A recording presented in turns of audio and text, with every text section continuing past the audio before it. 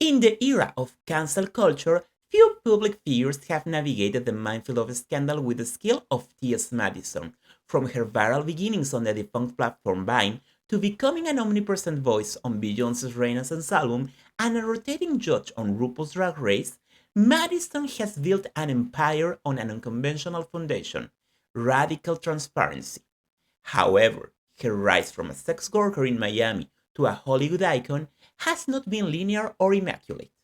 An investigation conducted in conjunction with my work team into her career reveals that T.S. Madison is not a figure who avoids conflict. She is one who uses it as fuel, facing accusations ranging from financial disputes to the perpetuation of racial stereotypes. For years, the biggest barrier to Madison's entry into the mainstream was her documented past as an actress and art director in the trans adult film industry. While for other figures this would have been a shameful secret, T.S. Madison opted for a strategy of shock and awe. In a seminal interview with the radio show The Breakfast Club, Madison disarmed her critiques by appropriating the insult. "I was a whore, I was a prostitute," she declared live, a phrase that went viral instantly. As Paper Magazine points out in its profiles on the artist, this refusal to feel shame for her survival deactivated the tabloid's power to blackmail her. By exposing her own past, Madison eliminated the possibility of scandal, transforming the stigma of a sex work into a discourse of bodily autonomy and business. However, the construction of the icon was not without significant moral cracks.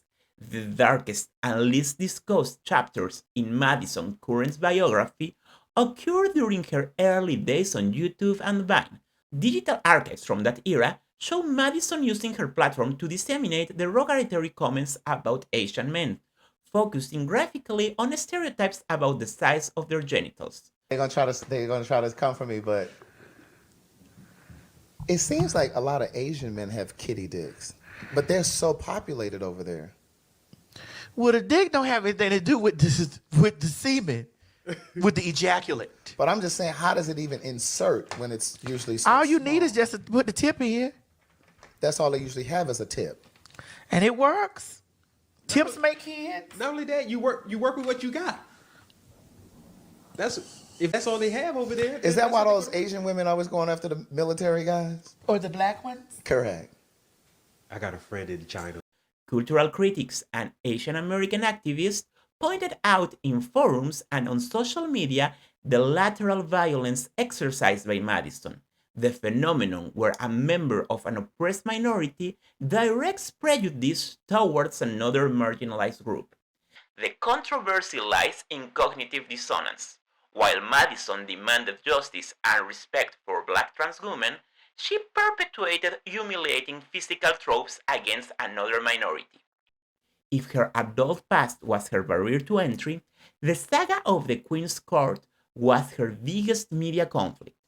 In 2017, Madison teamed up with rapper Khia to host a web show criticizing celebrities that became a cult phenomenon. The scandal erupted when the working relationship collapsed spectacularly. According to Urban Culture blog reports, Khia accused Madison of trying to steal the show's intellectual property and of financial malpractice. The dispute escalated quickly when Khia resorted to public transphobic attacks against Madison. The portal Pride.com documented how these schemes forced Madison to reinvent herself, launching the T.S. Madison experience and demonstrating that the show's charisma resided in her and not in her ex-partner's toxicity. Unlike the open war with Khia, the conflict with reality star Tiffany Pollard, also known as New York, revealed Madison's challenges in managing relationships with peers of her same level. The tension was documented during the filming of the reality show The T.S. Madison Experience on WETV in 2021. The conflict arose when Pollard abruptly canceled her appearance on the After Dark segment of Madison's shows citing that her then fiancé disapproved of the program's sexually explicit content. As Madame Noir reviewed, Madison expressed on camera her deep frustration, feeling that Pollard was allowing a man to control her career and sabotaging her friend's work. However, this scandal had a pedagogical resolution. Instead of a public break, both started in a televised conversation about boundaries and sisterhood. Later, when Pollard was criticized for transphobic comments on the Zeus network, Madison intervened publicly not to attack her, but to educate her, as 2Fab reported. This episode served to cement Madison's image not only as a reactive personality, but as a mentor capable of separating the personal from the professional.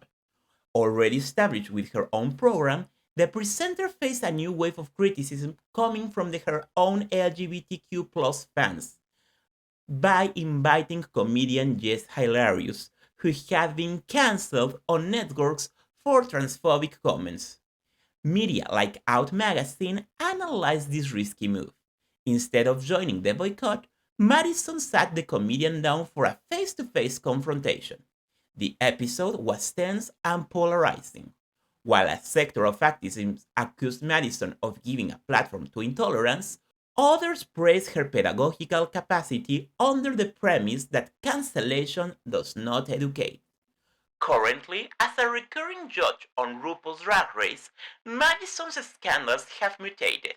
It is no longer about her past, but about her combative present. As Entertainment Weekly reviews, Madison has become a divisive figure for the program's toxic fandom by aggressively defending Black or plus-size queens.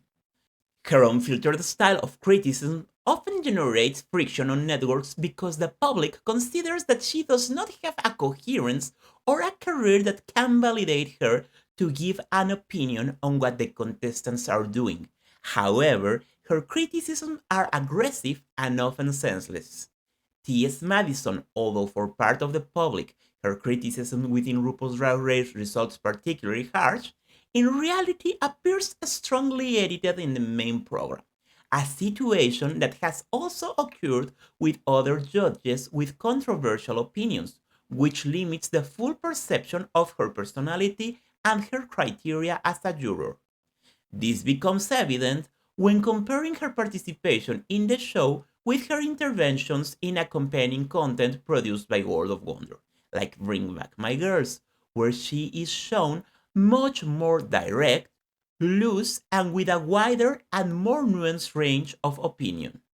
In that context, it has also been commented that her presence as a judge on RuPaul's Drag Race responds mainly to a direct imposition from RuPaul, since neither Paramount nor MTV would be entirely interested in having her as fixed part of the panel, which would explain both the contained edition of her comments and the strategic use of the program that makes of her figure.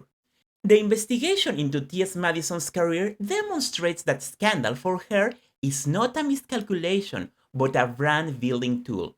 By surviving the stigmatization of sex work, managing racial and professional tensions with figures like Tiffany Pollard, and emerging victorious from public feuds, Madison has rewritten the rules of modern fame. Her career suggests that in the current attention economy, moral perfection is less valuable than brutal authenticity.